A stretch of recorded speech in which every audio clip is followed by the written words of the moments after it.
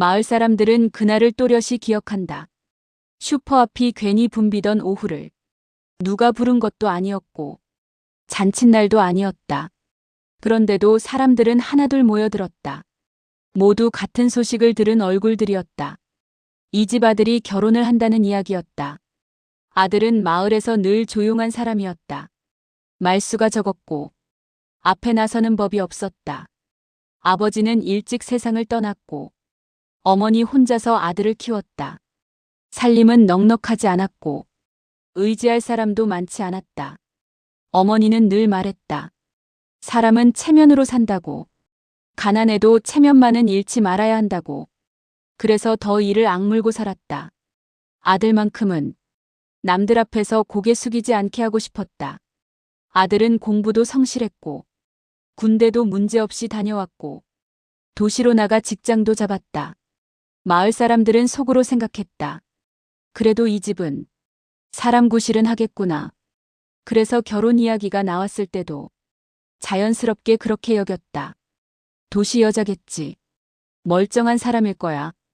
하지만 소문은 조금 다른 방향으로 흘렀다. 뚱뚱하대. 외모가 별로라던데.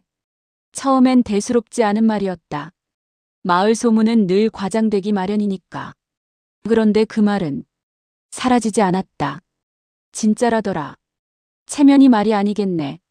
체면이라는 말이 나오자 사람들의 눈빛이 달라졌다. 호기심이 아니라 판단이었다. 그리고 그날 아들이 며느리를 데리고 마을로 들어왔다.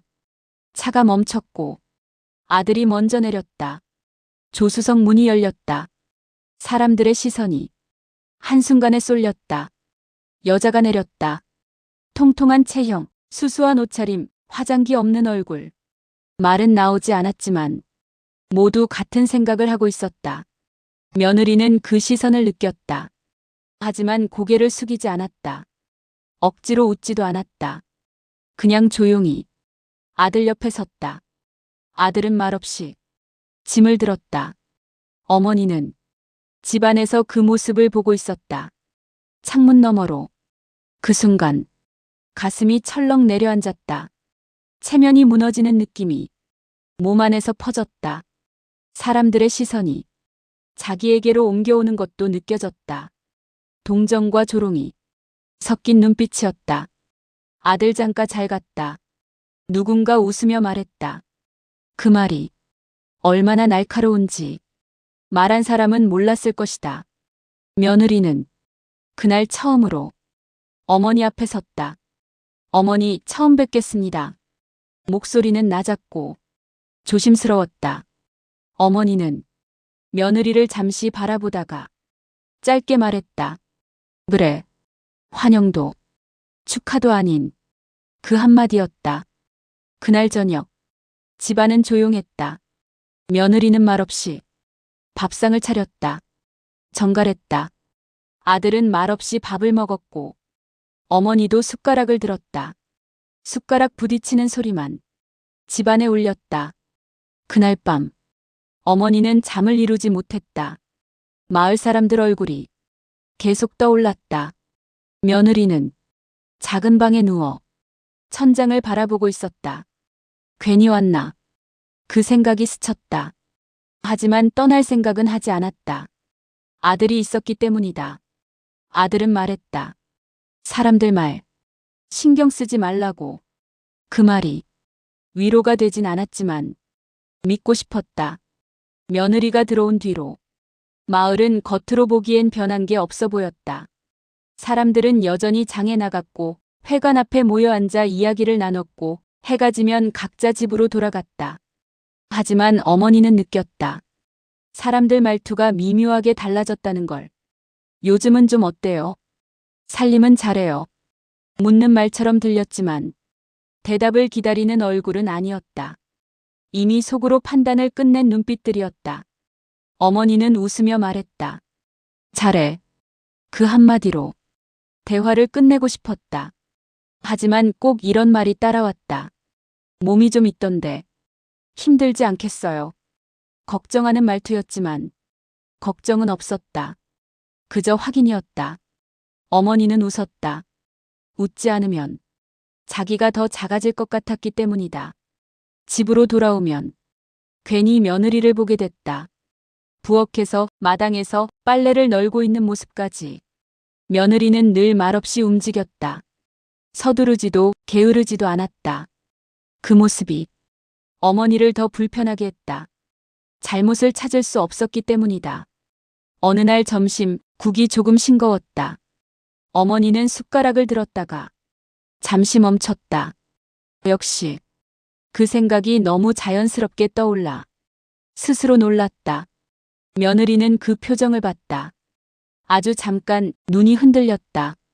간 맞출까요? 조심스러운 물음이었다. 어머니는 고개를 저었다. 아니다. 말은 단호하려 했지만 끝이 흐려졌다. 그날 밤 어머니는 쉽게 잠들지 못했다. 마을 사람들 얼굴과 말이 머릿속에서 떠나지 않았다. 체면. 그 단어가 계속 맴돌았다. 며느리는 불 꺼진 부엌에 잠시 앉아 있었다. 울지는 않았다. 울면 내일이 무너질 것 같았기 때문이다. 그저 숨을 고르며 속으로 말했다. 괜찮아. 여긴 내가 선택한 곳이야. 며칠 뒤 장날이 왔다. 어머니는 잠시 망설였다. 며느리를 데리고 나가야 할지 혼자 다녀와야 할지. 결국 함께 나섰다. 피한다고 달라질 건 없었다. 시장은 북적였다. 소리와 냄새가 뒤섞여 있었다. 그 사이로 시선이 스쳤다. 저 집 며느리야. 응, 그 소문난 사람. 말은 낮았지만 충분히 들렸다. 채소 가게 앞에서 누군가 웃으며 말했다. 몸집이 있으니까 일손은 되겠네. 짧은 웃음이 흘렀다. 어머니는 웃었다. 웃지 않으면 그 자리에 서 있기 힘들었기 때문이다. 집으로 돌아오는 길 어머니는 결국 물었다. 힘들지 않니? 며느리는 잠시 생각하다가 대답했다. 괜찮아요. 그 말이 어머니 가슴을 찔렀다. 너무 익숙한 말이었기 때문이다. 자기 자신이 평생 해왔던 말이었다. 그날 이후 마을 사람들 말은 조금 더 직접적이 됐다. 아들이 불쌍하다. 나중에 병원비만 축내는 거 아냐. 어머니는 들었다. 그리고 부정하지 못했다. 그 사실이 가장 괴로웠다. 며느리는 들었다. 집안으로 스며드는 말로. 하지만 한 번도 아들에게 말하지 않았다. 아들은 느끼고 있었다. 집안 공기가 점점 무거워지고 있다는 걸. 어느 날 밤 아들이 말했다. 어머니, 사람들 말 너무 신경 쓰지 마요. 어머니는 쓴 웃음을 지었다. 마을은 말이 다야. 그 말은 체념에 가까웠다. 그날 밤 어머니는 며느리 방 앞에 섰다. 문을 열지는 않았다. 그냥 서 있었다. 안에서는 아무 소리도 나지 않았다. 그 조용함이 어머니를 불안하게 했다. 저 애는 어디까지 참는 걸까? 어머니는 알았다. 참는 사람은 언젠가 무너진다는 걸. 며느리는 그날도 해가 뜨기 전부터 일어났다. 부엌불을 켜고 밥을 안 치고 국을 올렸다. 어머니 약을 식탁 위에 올려두고 나서야 잠시 숨을 고를 수 있었다. 이 집에 들어온 뒤로 며느리의 하루는 늘 같았다. 누가 시킨 것도 아니었고 부탁한 것도 아니었다. 그렇게 하지 않으면 마음이 편해지지 않았다.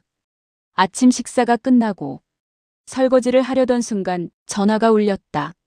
모르는 번호였다. 며느리는 잠시 망설이다가 전화를 받았다. 네.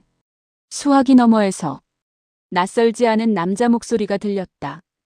그쪽이죠. 그 한마디에 며느리의 손이 굳었다. 지금은 연락하지 말아주세요. 목소리는 낮았지만 분명했다. 잠깐이면 됩니다. 그때 일 때문에. 그만하세요. 며느리는 더 듣지 않고 전화를 끊었다. 심장이 빠르게 뛰었다. 묻어두었던 기억이 갑자기 가슴 위로 떠올랐다. 차가운 불빛, 끊임없이 울리던 호출음, 아무도 책임지지 않던 얼굴들. 그때 부엌 문이 열렸다. 어머니였다. 며느리는 아무 일도 없다는 듯 수화기를 내려놓았다. 어머니는 잠시 며느리 얼굴을 바라봤다. 누구 전화니? 며느리는 망설이다가 말했다. 예전에 같이 일하던 사람이에요. 어머니는 고개를 끄덕였다. 더 묻지 않았다. 하지만 그날 이후 며느리를 바라보는 눈빛이 조금 달라졌다. 그날 밤 아들은 며느리에게 물었다. 무슨 일 있었어? 며느리는 고개를 저었다. 아니, 아들은 더 묻지 않았다. 그녀가 말하지 않을 때는 이유가 있다는 걸 이미 알고 있었기 때문이다. 하지만 그날 밤 아들은 쉽게 잠들지 못했다. 며느리가 창가에 앉아 한참 동안 밖을 바라보고 있었기 때문이다. 며칠 뒤 마을 회관에서 외지 사람들이 오는 행사가 열렸다. 어머니는 며느리와 아들을 데리고 나갔다. 피한다고 달라질 건 없다고 생각했기 때문이다. 회관 안은 사람들로 가득했다. 며느리가 들어서자 시선이 한꺼번에 쏠렸다. 이번엔 숨기지 않았다. 외지에서 온 사람이 며느리를 힐끗 보더니 마을 사람에게 물었다. 저분이 며느리세요? 마을 사람은 잠시 멈칫하다가 웃으며 대답했다. 예, 뭐. 그 웃음에는 설명이 필요 없었다. 며느리는 그 말을 들었다. 그리고 아무 말도 하지 않았다. 행사가 끝날 즈음 회관 뒤편에서 갑자기 소란이 일었다. 어르신 한 분이 바닥에 쓰러진 것이다. 사람들이 몰려들었지만 아무도 선뜻 다가가지 못했다. 어떻게 119 불렀어? 누가 좀 말만 오갔다. 그때 며느리가 앞으로 나섰다. 비켜주세요. 목소리는 크지 않았다. 그런데도 사람들 사이가 갈라졌다. 며느리는 어르신 옆에 무릎을 꿇었다. 손을 잡고 맥을 짚었다. 손끝이 차가웠다. 호흡은 불규칙했다. 호흡이 약해요. 그 말에 주변이 조용해졌다. 수건 하나만 주세요. 119 다시 확인해 주세요. 누군가는 그제야 정신을 차리고 전화기를 꺼냈다. 며느리는 어르신의 상태를 계속 살폈다. 손놀림에는 망설임이 없었다. 아들은 그 모습을 보고 몸이 굳었다. 어머니도 처음 보는 며느리의 얼굴에 눈을 떼지 못했다. 당황도 두려움도 없었다. 오직 익숙함만 있었다. 잠시 후 구급차가 도착했고 어르신은 병원으로 옮겨졌다. 사람들은 웅성거렸다. 어디서 배운 거야? 보통 사람은 저렇게 못해. 며느리는 손을 씻고 아무 일도 없다는 듯 자리로 돌아왔다. 집으로 돌아오는 길 어머니는 처음으로 물었다. 전에 무슨 일 했니? 며느리는 잠시 멈췄다가 말했다. 병원에 있었어요. 그 짧은 대답이 어머니 가슴에 묵직하게 남았다. 그날 밤 아들은 다시 물었다. 오늘 왜 그렇게 잘 알았어? 며느리는 한참 침묵하다가 말했다. 사람 쓰러지는 거 처음 본 게 아니라서. 아들은 더 묻지 않았다. 하지만 그 말은 머릿속에서 떠나지 않았다. 며칠 뒤 마을에 새로운 말이 돌기 시작했다. 그 며느리 병원에서 일했다더라. 간호사였다는 말도 있어. 그리고 꼭 이런 말이 붙었다. 그래도 사람은 모르는 거야. 어머니는 그 말을 들으며 집으로 돌아왔다. 그리고 문득 며느리가 처음 왔던 날이 떠올랐다. 그 많은 시선 속에서도 고개를 숙이지 않던 눈빛. 그건 포기한 사람의 눈이 아니었다. 이미 많은 걸 겪어본 사람의 눈이었다. 그날 밤 어머니는 며느리 방 앞에 섰다. 문을 두드렸다. 잠깐 얘기할 수 있니? 문 안에서 조용한 대답이 들렸다. 네, 어머니. 어머니는 방 안으로 들어가 며느리와 마주 앉았다. 너 숨기는 거 있지. 며느리는 고개를 들었다. 눈빛이 잠깐 흔들렸다. 하지만 끝내 아무 말도 하지 않았다. 그 침묵이 어머니 마음을 더 불안하게 만들었다. 그리고 그날 이후 이 집과 마을은 겉으로는 조용했지만 분명히 다른 방향으로 흘러가기 시작했다.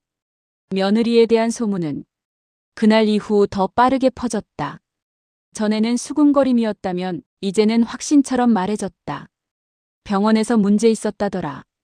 그래서 쫓겨난 거 아니야? 사실인지 아닌지는 아무도 중요하게 여기지 않았다. 사람들에겐 이야깃거리가 필요했을 뿐이었다. 어머니는 그 소문을 장터에서 들었다. 처음엔 못 들은 척했다. 두 번째엔 발걸음을 재촉했다. 세 번째엔 아예 장을 포기하고 돌아왔다. 집 문을 닫는 순간 어머니는 한참을 서 있었다. 왜 하필 우리 집일까? 왜 하필 지금일까? 그 생각 끝에는 결국 며느리가 있었다. 그날 오후 집 앞에 낯선 발소리가 멈췄다. 마을 이장이었다. 그 뒤에는 처음 보는 사람 둘이 서 있었다. 어머니는 문을 여는 순간 모든 걸 예감했다. 어머니, 잠깐 이야기 좀 합시다. 이장은 집안을 힐끗 바라봤다. 시선은 자연스럽게 며느리가 있는 쪽으로 향했다. 외지에서 연락이 왔습니다. 전에 같이 일했다는 사람들이요. 어머니의 손이 조금 떨렸다. 병원 이야기더군요. 그 말에 며느리는 방 안에서 그 자리에 굳었다. 병원. 그 단어 하나로 묻어두었던 시간들이 다시 살아났다. 이장은 말을 이었다. 응급실에서 근무했었다더군요. 간호사였다고 합니다. 어머니는 며느리를 바라봤다. 사실이니? 며느리는 고개를 숙였다. 네. 그 대답은 짧았지만 어머니 가슴엔 무겁게 내려앉았다. 문제는 그만둔 이유입니다. 어머니는 숨을 삼켰다. 환자 문제로 말이 좀 있었다더군요. 정확한 말은 아니었지만 충분히 상처가 되는 말이었다. 며느리는 고개를 들었다. 사실이 아닙니다. 이장은 의미심장하게 웃었다. 그럼 왜 그만두셨습니까? 며느리는 입을 열지 않았다. 그 침묵은 변명처럼 보였다. 마을이라는 데가 원래 그렇지 않습니까? 체면도 있고요. 체면. 그 말이 어머니를 가장 아프게 찔렀다. 이장이 돌아간 뒤 집안은 숨막히게 조용해졌다. 어머니는 며느리를 바라봤다. 그 눈빛에는 처음으로 숨기지 못한 원망이 담겨 있었다. 왜? 말 안 했니? 며느리는 고개를 숙인 채 조용히 말했다. 말하면 더 힘들어질 것 같아서요. 어머니는 아무 말도 하지 못했다. 그날 이후 마을은 완전히 등을 돌렸다. 인사를 해도 대답이 없었고 길에서 마주치면 사람들은 고개를 돌렸다. 아이들까지 수군거리기 시작했다. 저 집 며느리 병원에서 사고 쳤대. 며느리는 집 밖으로 나가지 않았다. 어머니는 그게 차라리 낫다고 스스로를 설득했다. 며칠 뒤 마을 회관에서 회의가 열렸다. 주제는 말하지 않아도 분명했다. 그 집 며느리. 어머니는 자리에 앉아 고개를 들지 못했다. 불안하다. 아이들한테 안 좋다. 마을 체면이 있다. 말들은 칼처럼 날아왔다. 아들은 회의장 밖에서 그 말을 모두 들었다. 그리고 그날 밤 아들은 며느리 방 앞에 섰다. 이제는 말해야 해. 한참 뒤 문이 열렸다. 며느리는 고개를 숙인 채 서 있었다. 말하면 더 나빠질지도 몰라요. 아들은 말했다. 안 말해도 이미 나빠졌어. 그 말에 며느리는 눈을 감았다. 그리고 천천히 말했다. 응급실에서 간호사로 일했어요. 차 사고로 실려온 아이. 피가 멈추지 않았다. 의사 지시는 늦었고 시간은 없었다. 그녀는 선택했다. 지시를 어기고 아이를 먼저 살렸다. 아이는 살았다. 하지만 책임은 그녀에게 돌아왔다. 병원은 문제가 커지는 걸 원하지 않았다. 규정을 어겼다. 그 말 한마디로 모든 게 끝났다. 아들은 그 이야기를 어머니에게 전했다. 어머니는 그날 밤 혼자 오래 울었다. 체면이 아니라 자기 자신이 부끄러워서였다. 며칠 뒤 마을에 사건이 일어났다. 연세 많은 어르신이 길에서 쓰러졌다. 사람들은 서로 얼굴만 바라봤다. 그때 어머니가 말했다. 저의 간호사였어. 사람들의 시선이 며느리에게 쏠렸다. 며느리는 잠시 멈췄다가 앞으로 나섰다. 비켜주세요. 어르신 옆에 무릎을 꿇고 맥을 짚었다. 손놀림에는 망설임이 없었다.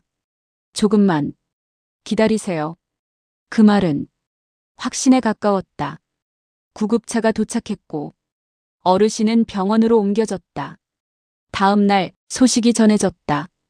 고비를 넘겼다고. 사람들은 말없이 서로를 바라봤다. 며느리는 아무 말도 하지 않았다. 어머니는 며느리 방 앞에 섰다. 이번엔 망설이지 않았다. 고맙다. 그 말은 처음으로 진심이었다. 며느리는 고개를 숙였다. 제가 할 수 있는 일을 했을 뿐이에요. 그날 이후 마을은 달라졌다. 사람들은 쉽게 말하지 않게 됐고 쉽게 판단하지 않게 됐다. 어머니는 이제야 깨달았다.